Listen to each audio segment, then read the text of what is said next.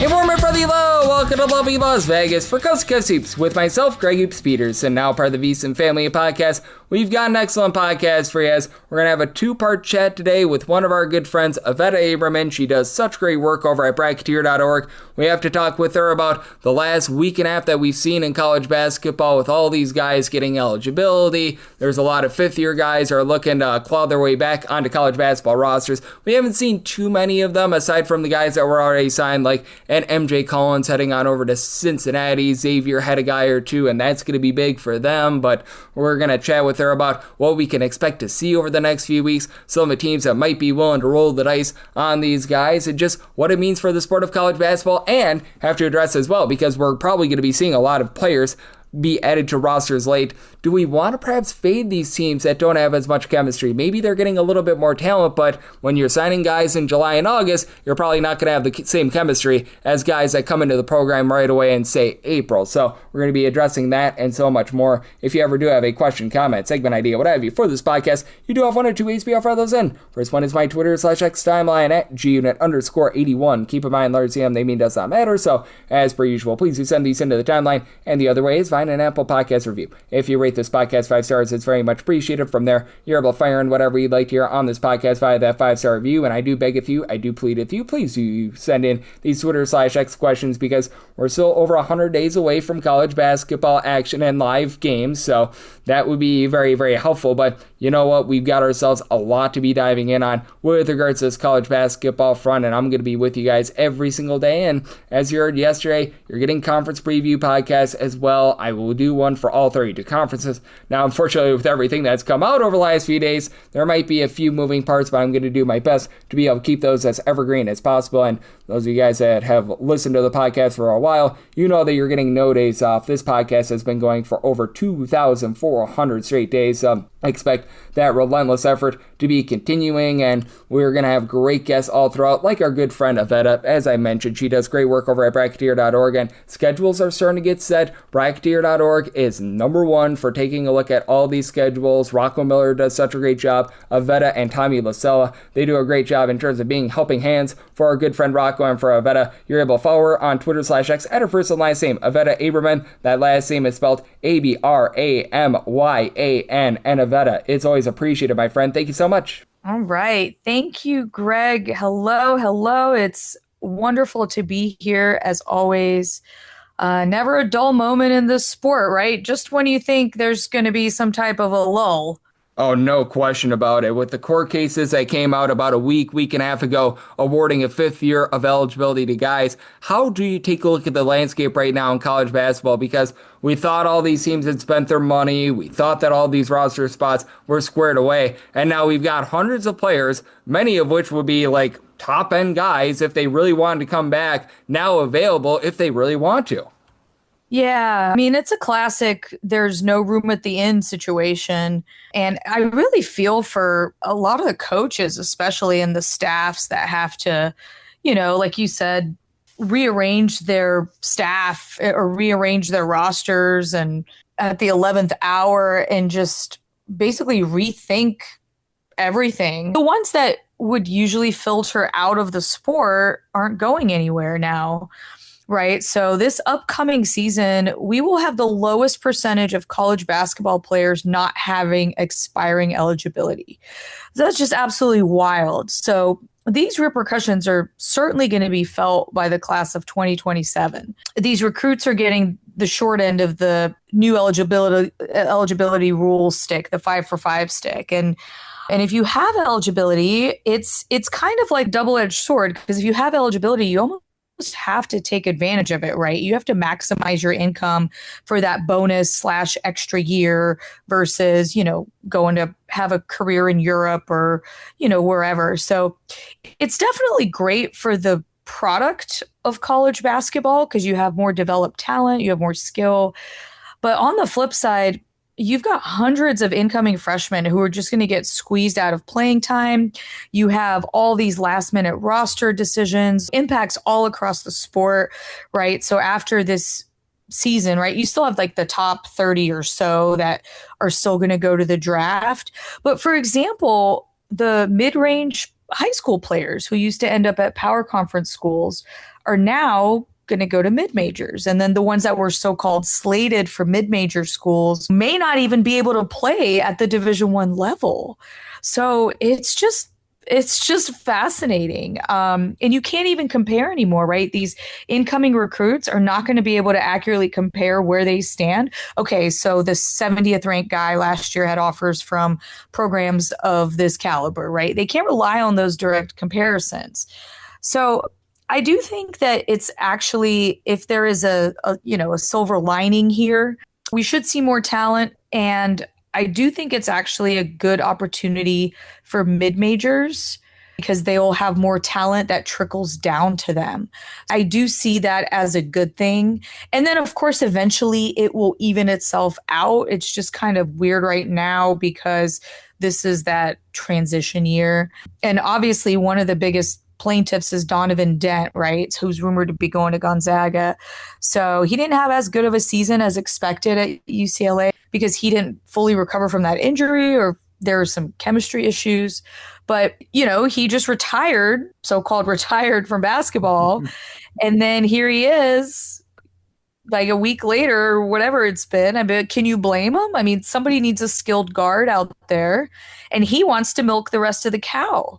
So it's like, you can't really blame the players. It's the system, right? I think I could speak for a lot of the fans when I say we all have lawyer and agent fatigue, right? So this is the system that we have now. So these are the cards that we're just all dealt. Yep, it certainly is, and it's a very unique time in college basketball, to say the least, as Ivetta Abramyan, she does such great work over at Bracketeer.org with our good friend Rocco Miller, along with Tommy Lasella. She's joining me right here on Coast to Coast Hoops. And how do you look at the guys that are currently in the market? Because a lot of these teams, they have spent up their money, unless if you're LSU. If you're LSU, you have a lot of money remaining, and you still have a lot of roster spots that you need to fill because of the risks that you took. Obviously, Gonzaga might be one or two of those teams as well, because I'm so glad that you mentioned Donovan Dent. I know that Taymon Lipsby is a guy that if he wants to come back, he can as well. And I think that it's going to be interesting to see how these guys gauge it right now because we're so late in the process. They're probably not going to be able to get fair value for their services.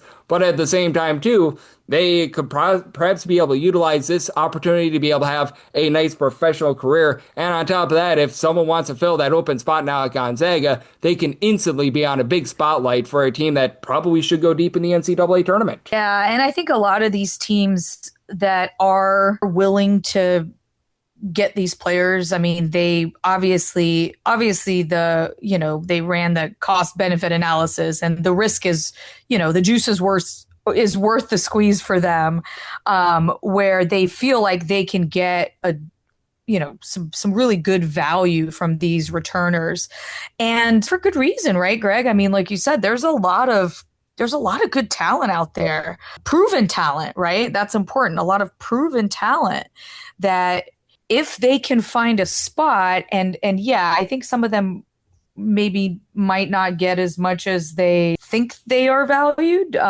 because it's so late in the game.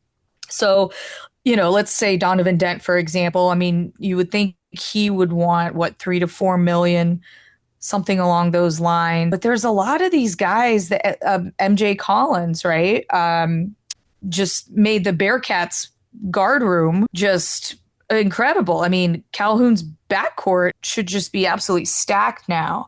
Then you've got Phillip going back to Xavier. You've got Cade Tyson. You got Brock Wise, and these guys that may not have had the best seasons or maybe slightly underperformed last season. And I think part of it's also they kind of want that chance to prove themselves. Again, like with Donovan Dent, he didn't have, I think the bar was set so high for him. His expectations were so high after that awesome season at New Mexico that, it's like if they have a chance to do it again, I think some of them are willing to settle for less if they can just get a roster spot, because it's still going to be more than they would have gotten otherwise. And I think that it's so interesting with a team like a Gonzaga, for example, who might be the biggest beneficiaries of it, because we saw Mario Saint-Sapri. He decides that he's going to be playing in Valencia this year instead of Gonzaga. And now Gonzaga, that frees up money for them. I have no idea how the NIL contract may have worked, but you have to figure that Saint-Sapri is not going to be getting the money from Gonzaga and is able to double dip now like he was hoping to. But now that frees up a lot of money for them, and now they have an open roster spot on what figures to be a top 25 team with a lot of guys that now have eligibility, a lot of guys that are looking for a home, and I think that, for lack of a better term, the teams that have bad planning, looking at you, LSU, they're the ultimate winners right now in all this. Yeah, it's funny how that works out. It's the ones that, we were just talking about this a few weeks ago, just how some of these teams are just so deep in the offseason and they still don't have a roster together. They're just all over the place. How are they going to compete with, these teams that just excelled in the portal? And all of a sudden, they might actually end up on top just due to these, this situation that we're in with the courts. It's just absolutely fascinating. Yep, it really is. And how do you take a look at some of the teams that have had some losses here in the last few weeks? Because we did see Michigan lose L.J. Kaysen. We were wondering if anyone was going to be entering into the transfer portal. He ends up doing so, and now L.J. Kaysen might be in a battle with a lot of different guys in order to be able to find a roster spot. And then we saw Donovan Dent, obviously, as well. He's going to be trying to come back. And then, obviously, we just went through it with Gonzaga, a team that they now have a big, giant roster spot to fill with Mario Saint-Sapri gone, but now a plethora of different options. Yeah, I think overall, there's still going to be a little bit of moving and shaking. I think overall, most of them will be fine. We're getting to the wrapping up schedules. We're entering the foreign tour part of the off season. So, and then practice is going to be underway shortly after. So it's one of those things where, we're running out of time. The clock is ticking. So the teams that have lost players, I think more of them will be fine than not. So they'll just figure out how to, make do with what they have. Some of the moves have been a little surprising, but again, it's because of that whole, a lot of that, these athletes now are it's just this instant gratification era that we're in, and they're just changing their mind, right? They're just changing their mind like every day, right? If your agent's in your ear one day, if your lawyer's in your ear the other day, I mean, it's just this new era of college basketball. And then what we've seen, Greg, as you mentioned, is a lot of these guys end up having regrets. Like they'll make these decisions. Okay, I'm going to enter the draft, or I'm going to go play overseas, or I'm going to go to this school, or I'm going to do this. And then they end up having regrets because they're just making these decisions on a whim. Their circumstances change a week later, and then you end up with all of this flux.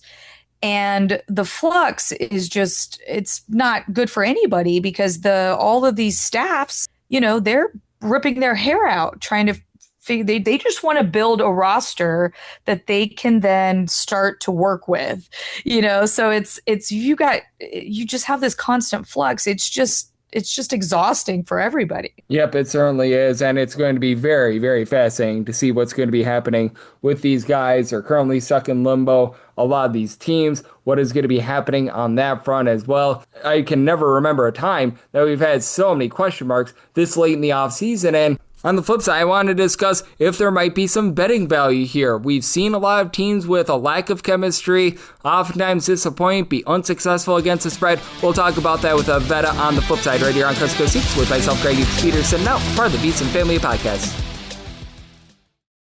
Side edge this college basketball season? Well, VSiN experts use CBB Analytics, the most comprehensive college basketball analytics platform in the world. See injury impact, on and off data, clutch time performance metrics, first versus second half splits, and so much more. Utilize the promo code of VSiN, that is VSIN, to get $30 off and find your betting edge over at cbbanalytics.com. That is CBBanalytics, all one word, .com. For anyone that is new new to VSiN, well, I wish you a friendly hello. This is an attention to anyone that is new to VSiN because you're able to get some free stuff with our daily newsletter. It's a great way to catch up on everything that's happening in the sports betting world. It's delivered straight to your inbox every single morning. VSiN's newsletter offers picks, data, strategies for the day's betting menu, and so much more. Sign up for free today over at vsin.com/newsletter. That's vsin.com/newsletter, and start receiving your free newsletter tomorrow morning. That is vsin.com/newsletter. Stay ahead of the game and bet smarter with VSiN.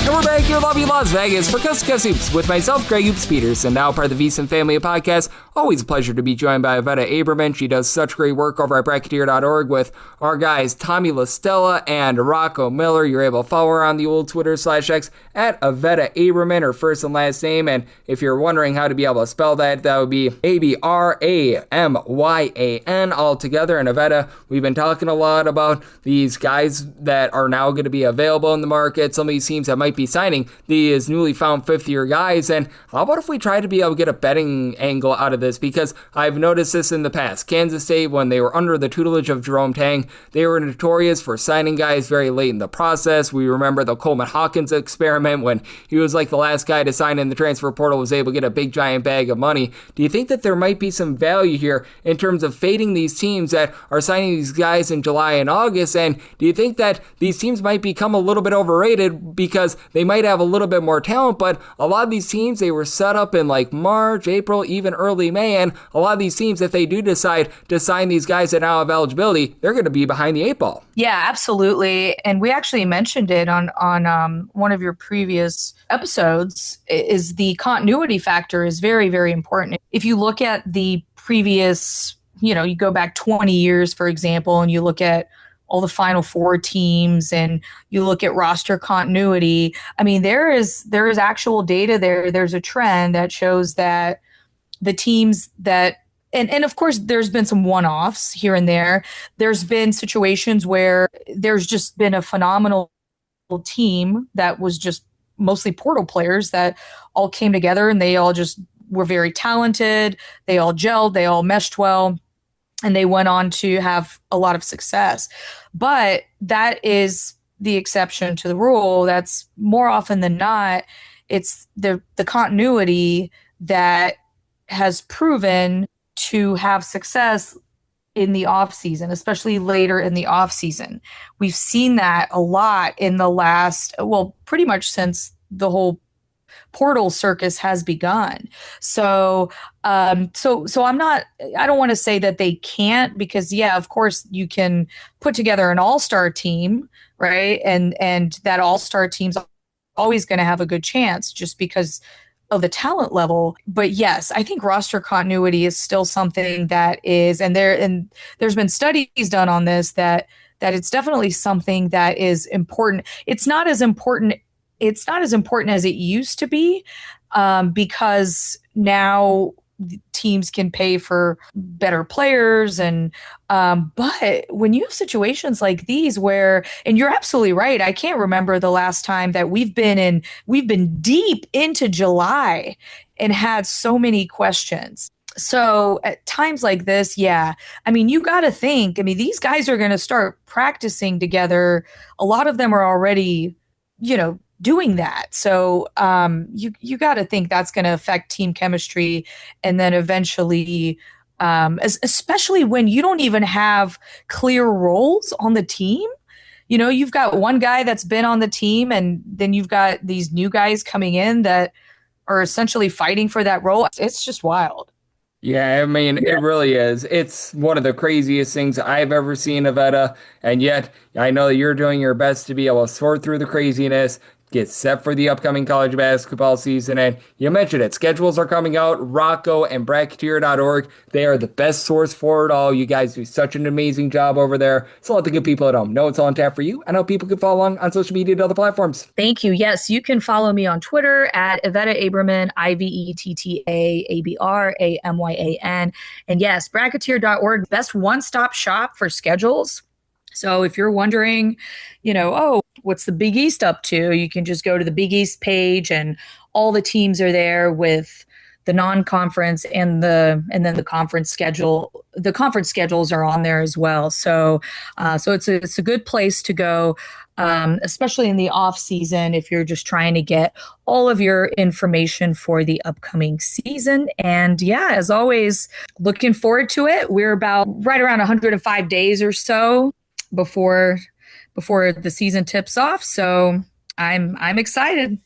Exactly. And how do you not get fired up the fact that on Thursday evening, Bellarmine and Northern Illinois agreed to a home and home? If that doesn't get the juices going, I don't know what does. That's what Bracketeer.org delivers for you. Ivetta, Rocco, Tommy, they're all doing such amazing work. So a big thanks to Ivetta for joining me on Coast to Coast Hoops, now part of the VSiN family of podcasts. And if you do like hearing from this fine podcast, Coast to Coast Hoops, you're able to subscribe wherever your podcasts, Apple Podcasts, Google Play, Spotify, Stitcher, and TuneIn. If you have a question, comment, segment idea, what have you for this podcast, you do have one or two ways to fire those in. First one is my Twitter/X timeline at gunit_81. Keep in mind, letters CM, they mean does not matter. So, as per usual, please do send these into the timeline. And the other way is find an Apple Podcast review. If you rate this podcast 5 stars, it is very much appreciated. And then from there, you're able to fire in whatever you'd like to hear on this podcast via that 5-star review. Continue to do conference preview podcasts. Unfortunately, some of those rosters might change a little bit with the 100 billion guys getting eligibility, but we are chewing through those day in and day out, taking a look at the news of college basketball. Not so much here over the last 48 or so hours, but we have had a rambunctious cycle, so we're keeping you guys abreast there.